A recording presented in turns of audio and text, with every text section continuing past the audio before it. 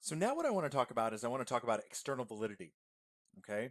And so in external validity, we're going to have three major concepts. One, the concept of representativeness. Secondly, the concept of what's called population validity. And thirdly, ecological validity.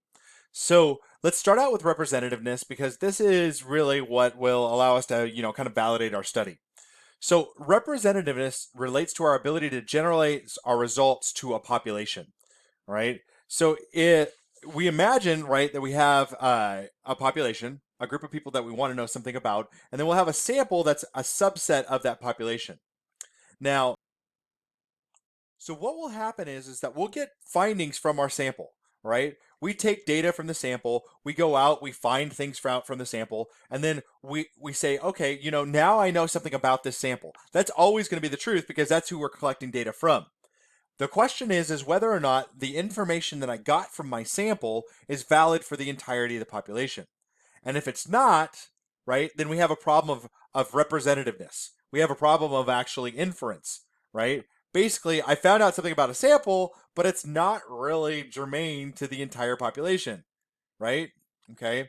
It's like, great, you found something out about this particular group, but you didn't find out things about everybody.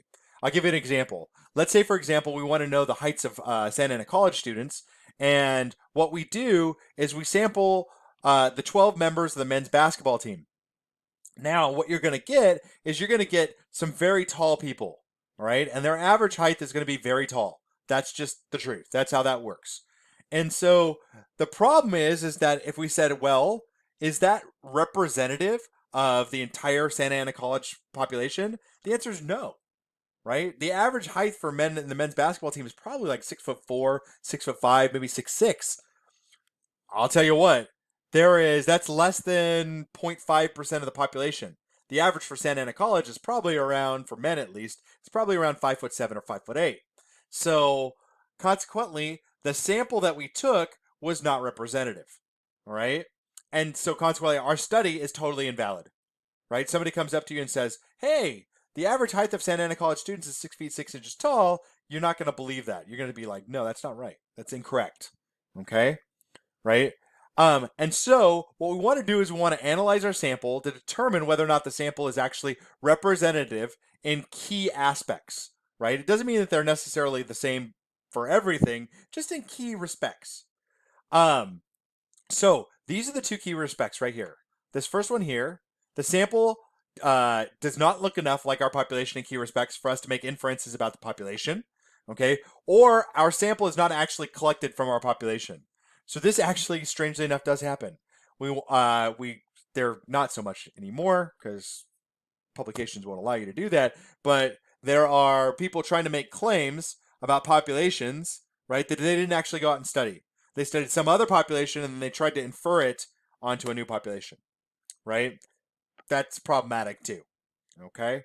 So let's take a look at an example of representativeness and why it's so important and what it actually means. All right. So let's say, for example, I have this question.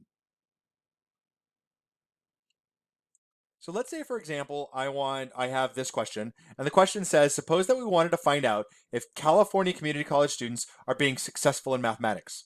We take our sample from 200 Santa Ana college students. So I imagine here's my entire population.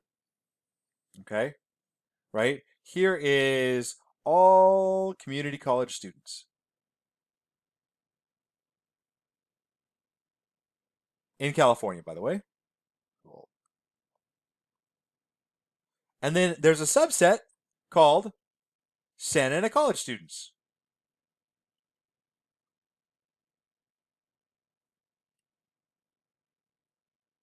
Okay. And within that subset, we're going to take another sample. We take 200 other students. Okay. Say they're randomly selected from Santa Ana. And the question is whether or not we can actually answer this question. Are California community college students successful in mathematics from this particular sample? Okay. Well, let's start out and we'll say, okay, well, what are the important characteristics that I'm going to need to have in order to have a valid argument? All right. So one, I definitely know is what's called socioeconomic status.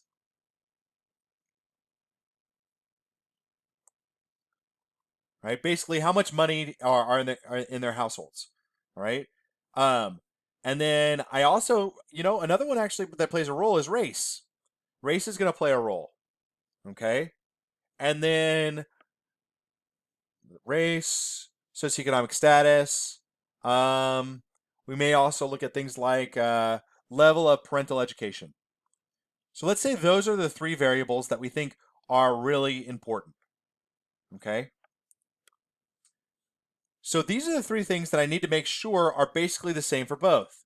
Well, let's look at just race and discuss race, okay? From a race standpoint, California is becoming increasingly Latino, all right? Okay, but it's still not quite 50%, or maybe it's right at about 50%. So it's about, let's say it's 50% Latino, okay, and 25% or maybe even 30% Anglo, right? Maybe 15% Asian and 5% African American, right? Let's just say that that's the case. Now, Santa Ana College, if you eliminate the police academies and you eliminate the fire academies, which we do oftentimes, is about 70% Latino. Okay. And then it has about another 20% Asian and maybe 10% Anglo. All right. And maybe about 1% or 2% African American. So that's the breakdown in terms of race for Santa Ana College. And the question is that now I've taken my data from this group, a group that looks like this. This is the group that I've taken my information from, okay? But this is the group that I want to know something about.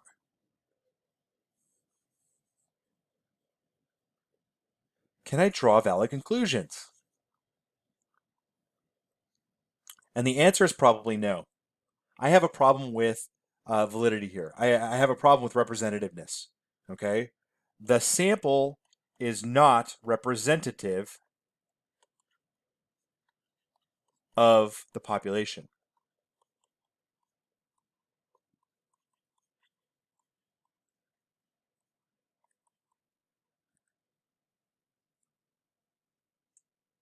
I move my head.